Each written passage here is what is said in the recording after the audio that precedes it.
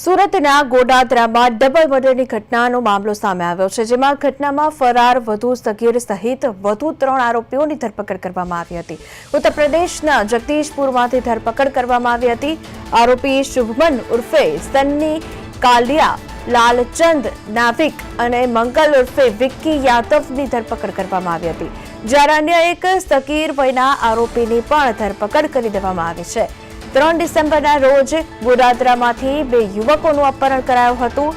શિવા ઉર્ફે ટકલા નામના મુખ્ય આરોપીએ અપહરણ કરી હત્યા કરી હતી, જે હત્યા કેસમાં અગાઉ 2 આરોપીઓની ધરપકડ કરાઈ હતી, જ્યારે ડબલ મર્ડર કેસમાં ફરાર વધુ 2 આરોપીઓની ધરપકડ કરવામાં આવી હતી.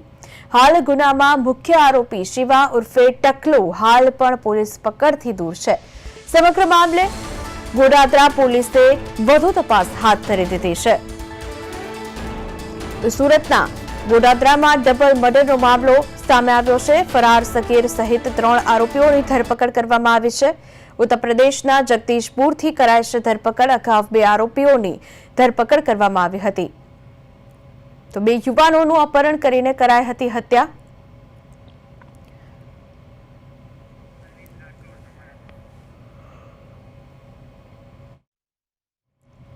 તો ફોન લાઈન પર સંવાદદાતા અરવિંદ જોડાયા છે વધુ વિગતો સાથે. અરવિંદ, જણાવશો, આ ઘટનામાં ફરાર 3 આરોપીઓની ધરપકડ કરી લેવામાં આવી છે. પોલીસ પકડથી દૂર છે એક આરોપી. શું છે આખી ઘટના?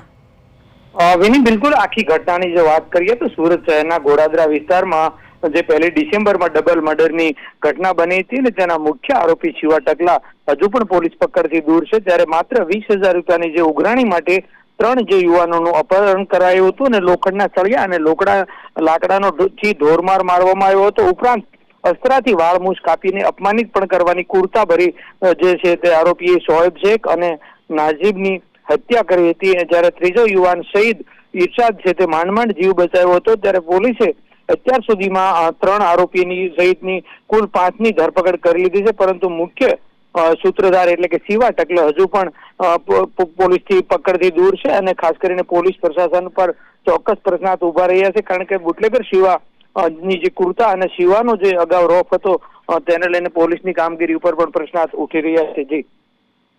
જી અરવિંદ, ત્યારે એ પણ સવાલ થઈ રહ્યો છે કે હાલ આ ઘટનાની અંદર એક સગીર વયનો આરોપી પણ છે, તેના પર કેવી કાર્યવાહી થશે?